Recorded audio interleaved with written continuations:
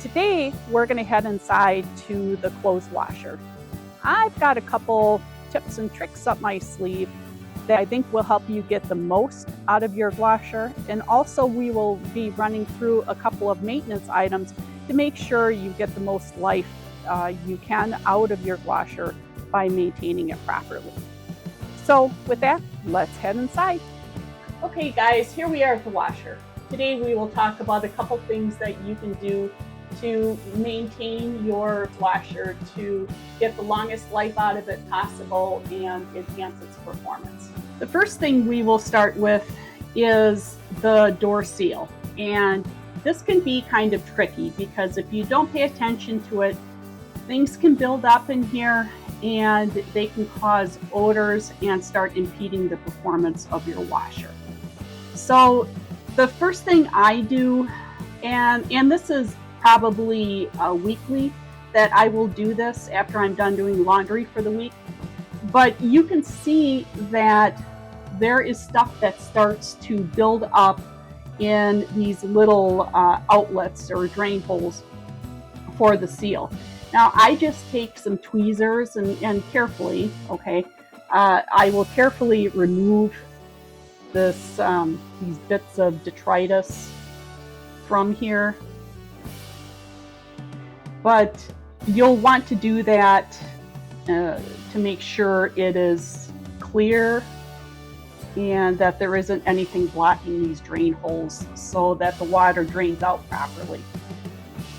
When I'm done with that, I will take a cloth and I will wipe down this door seal to make sure that it is dry and that there's no other debris left.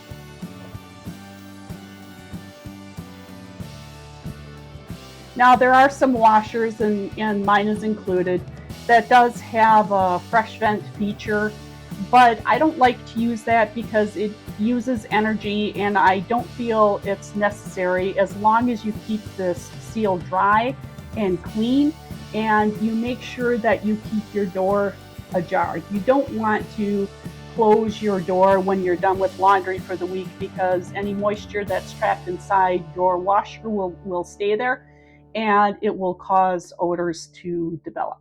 The last thing we will talk about is cleaning out the filter in your clothes washer.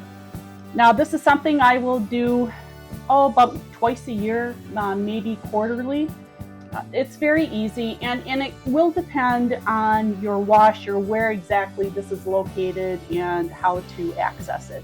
But for me it's at the very bottom of the washer and you just use a flathead screwdriver to open up the access panel.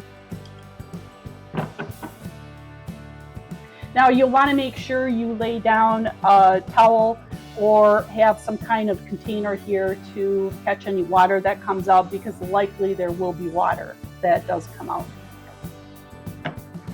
And I just open up this access port and for me I just twist this out.